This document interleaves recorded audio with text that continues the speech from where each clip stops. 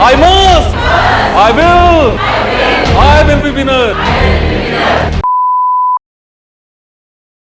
आज बात करने वाले हैं हम 7 टिप्स जो हैं बिजनेस के मैं आपको देने वाला हूं। क्या आप पहली बार बिजनेस शुरू कर रहे हैं और असफलता से चिंतित हैं तो बिल्कुल भी चिंता ना करें, क्योंकि आज के सेशन में मैं आपको 10 ऐसे बिजनेस टिप्स देने वाला हूं जो बहुत ही आपको यूजफुल होने वाले हैं। सबसे पहले बी पैशनेट, जुनूनी बनो। आप एक बिजनेस शुरू करने और इसे एक सफल एंटरप्राइज बनाने के लिए बहुत समय और एनर्जी जो है वो देने जा रहे हैं, है ना। और इसीलिए ये रियलिटी में बड़ा इंपॉर्टेंट है कि आप जो भी बिजनेस करते हैं उसका गहराई से आनंद लें, चाहे वो मछली पकड़ने का चार्टर चलाना हो, मिट्टी के बर्तन बनाना हो या फिर किसी को फाइनेंशियल एडवाइस देना हो। उसके बाद बिजनेस अकेले मत करो। बिजनेस अकेले मत करो। बिजनेस शुरू करते समय और बाद में आपको एक समर्थन की जरूरत होती है।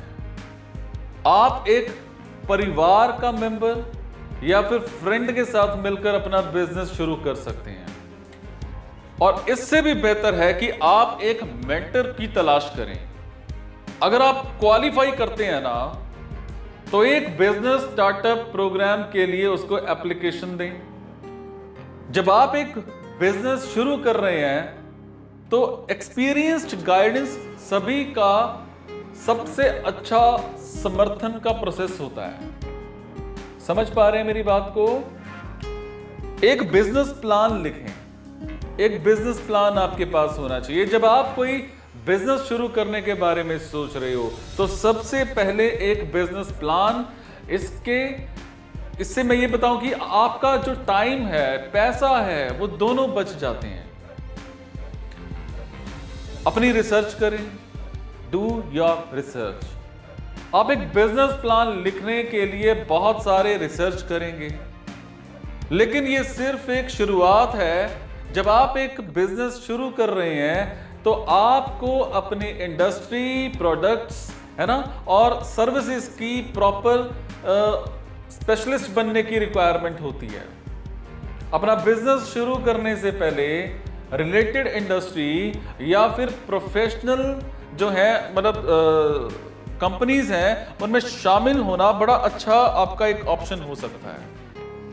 फिर मैं बात करूंगा प्रोफेशनल हेल्प को आप प्राप्त कीजिए। दूसरी ओर, सिर्फ इसीलिए कि आप एक बिजनेस शुरू कर रहे हैं और इसका मतलब ये नहीं है कि आपको हर चीज का स्पेशलिस्ट होना चाहिए। अगर आप एक अकाउंटेंट या फिर बुक कीपर नहीं है ना, तो एक या दोनों को किराए पर लें।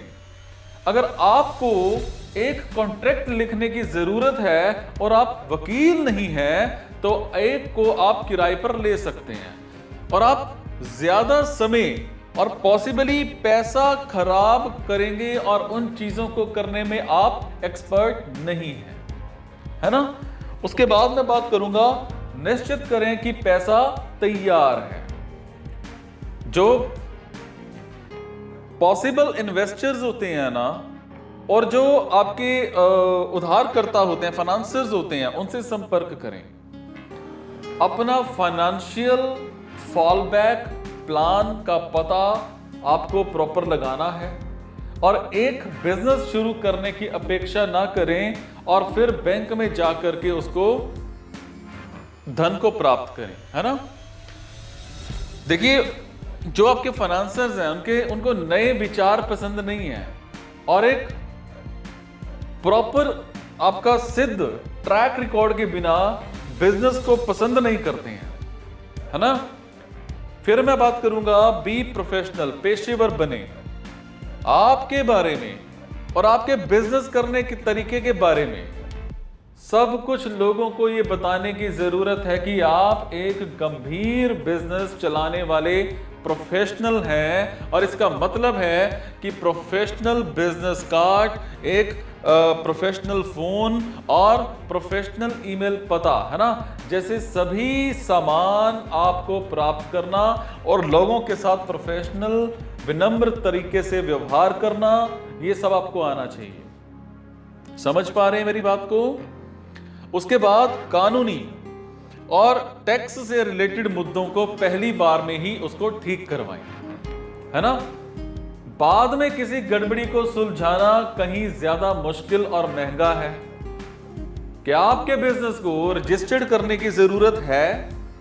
क्या आपको जीएसटी या पीएसटी चार्ज करना होगा?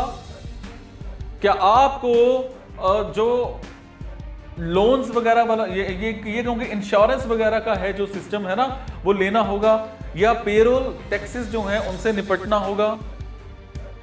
देखिए, आपके द्वारा चुने गए बिजनेस के ऑनरशिप जो हैं, उनका रूप आपकी इनकम की सिचुएशन को कैसे प्रभावित करेगा। आपका बिजनेस शुरू करने और उसके अकॉर्डिंग काम करने से पहले जाने कि आपकी लीगल और टैक्स से रिलेटेड जिम्मेदारियां क्या हैं। जब आप अभी भी काम कर रहे हो तो उसको शुरू करें। स्टार्ट व्हाइल यू आर, है ना, स्टिल एम्प्लॉयड।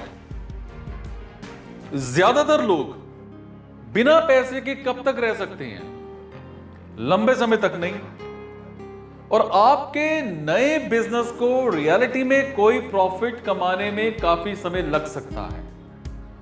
जब आप बिजनेस शुरू कर रहे हो तो नियोजित होने का मतलब है कि जब आप स्टार्टअप प्रोसेस से गुजर रहे हो तो आपकी जेब में पैसा भी होना चाहिए कि नहीं होना चाहिए?